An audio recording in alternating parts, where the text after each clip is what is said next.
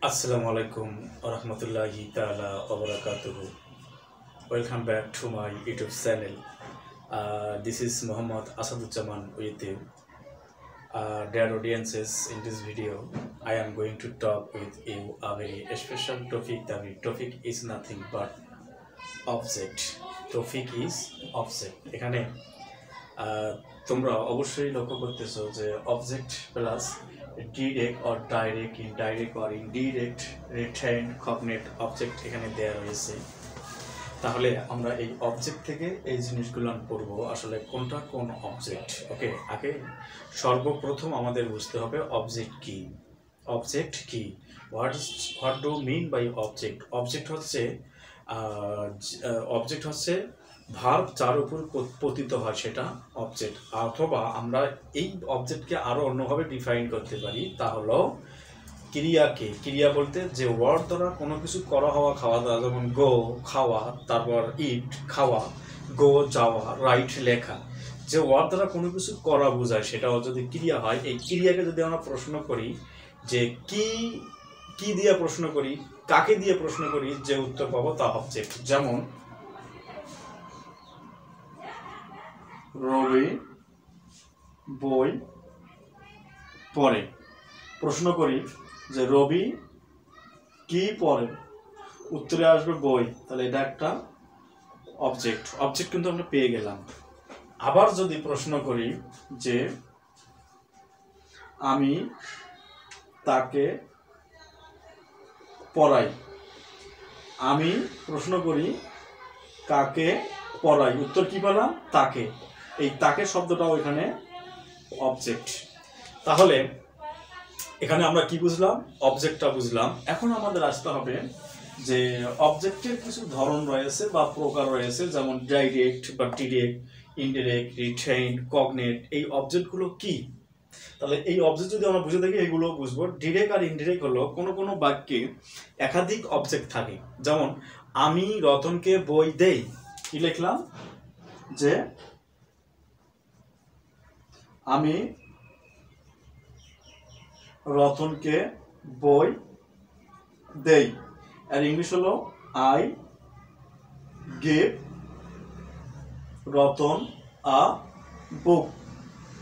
তাহলে আমরা এখানে কি বললাম, আমরা আলোচনা করতেছি এখন এই দুটা, ডিরেক্ট আর ইনডিরেক্ট।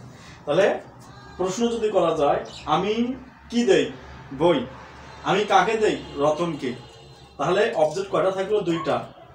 এটা একটা অবজেক্ট, কি জন্য, আমরা কাকে দ্বারা প্রশ্ন করলে উত্তরটা পেলাম। এটা একটা অবজেক্ট, কি জন্য, কি দ্বারা প্রশ্ন করে উত্তরটা পেলাম। তাহলে একই বাক্যে দুটা অবজেক্ট ব্যবহৃত হলে আমরা কোনটাকে কি করব। দেখা যাচ্ছে রতনের প্রাণ আছে, ধরি আমার নাম রতন, আমি চিমটি কাটলাম, আমি কিন্তু উফ করবো, উফ ব্যথা লাগলো। যার প্রাণ আছে, জীবন আছে, সে অবশ্যই ব্যক্তিবাচক অবজেক্ট। এই ব্যক্তিবাচক অবজেক্টটাকে আমরা বলবো ইনডিরেক্ট। তাহলে এটাকে আমরা কি উপাধি দিলাম, ইনডাইরেক্ট। আর যেটার প্রাণ নেই, বুক, এটা হচ্ছে ডিরেক্ট অর ডাইরেক্ট। এইভাবে আমরা দুটো অবজেক্ট করলাম। আমি রতনকে বই দেই, কাকে দেই, রতনকে, জীবন আছে, এটা ইনডিরেক্ট। আর তারপরে কি দেই, বই দেই, জীবন নেই, ডাইরেক্ট অথবা ডিরেক্ট। তাহলে আমাদের প্রথমে দুটো অবজেক্ট এখানে আলোচনা করা হলো। তারপরে আছে রিটেইনড অবজেক্ট। যেমন এটা থাকলো আই গিভ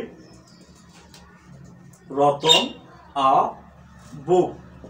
তাহলে এই রিটেইনড অবজেক্টটা প্যাসিভ সেন্টেন্সের বেলায় একদম প্রযোজ্য। It is totally available at the phase of doing and at the phase of changing an active sentence into passive. So retain অবজেক্টটা টোটালি প্যাসিভ সেন্টেন্সের জন্য প্রযোজ্য।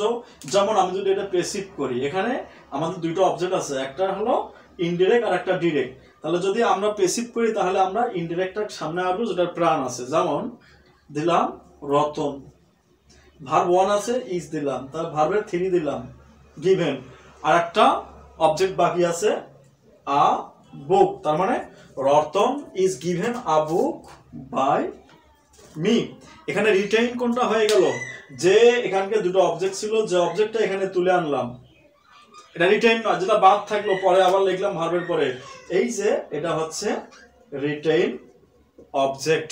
আমরা যদি এই বুককেও সামনে দেই, যেমন a book is given to Ratan by me, তখন এই রতনটা এখানে রিটেইনড হতো। ক্লিয়ার? ওকে, তাহলে আমরা এই রিটেইন অবজেক্টটাও ধরতে পারলাম। তারপরে কগনেট অবজেক্ট, এটা সবার জানা রয়েছে। কগনেট অবজেক্টটা কি? অর্থাৎ যে অবজেক্টটা ক্রিয়ার থেকে উৎপন্ন। এর যেমন আরবিতে যদি যাওয়া যায়, যেমন একটা জিনিস আছে মাফুল মতলব, মাফুলে মতলব, এমন একটা আরবি পরিভাষা আছে। যেমন উদাহরণ হলো দরাবতু দরবান, এই যে দরবান, এই যে এটা একটা অবজেক্ট, এই অবজেক্টটা এই ফেল থেকে কি উৎপন্ন, তার মানে ফেলের বাংলা হচ্ছে ক্রিয়া, ক্রিয়ার ইংরেজি হচ্ছে ভার্ব, অর্থাৎ আর এটা দরবানটা হলো কর্ম, মাফুল আরবিতে বলা হয়, ইংলিশে হলো অবজেক্ট। অর্থাৎ কর্তার ক্রিয়াটা যদি ভার্ব থেকে উৎপন্ন হয় তাহলে সেটা এই কগনেট অবজেক্ট। ওকে, তাহলে আমরা এই দৃষ্টিকোণ থেকে কি বলতে পারি, যেমন ভার্ব থেকে উৎপন্ন, যেমন দৌড়, রানের একটা ভার্ব আছে এ, রান ভার্বের একটা অবজেক্ট হয় এ রেস। তারপরে স্লিপ, স্লিপ এর একটা অবজেক্ট থাকে, এখান থেকে বের হয় আ সাউন্ড স্লিপ। এগুলো আমি একটা উদাহরণের সাহায্যে দেই, যেমন Riya must sleep a sound sleep. রিয়ার একটা ঘুমের মতো ঘুমের দরকার, তার মানে এই যে স্লিপ মানে ঘুম, ঘুমের মতো ঘুম, ঘুম থেকেই ঘুমের মতো ঘুম, তার মানে এখানে কি বোঝা গেল, রিয়া ঘুমানো উচিত, ঘুমটা এখানে ক্রিয়া, এই ক্রিয়ার থেকে ঘুমানো উচিত, তাহলে এই ঘুমের মতো ঘুম, এই ঘুমের মতো ঘুমটা এই ঘুম থেকে উৎপত্তি। তদরূপ আমরা এটা বলতে পারি it is to be called the very cognate object. I hope all of you will be totally capable of understanding this video, this the very perspective of object, and these are all from this video.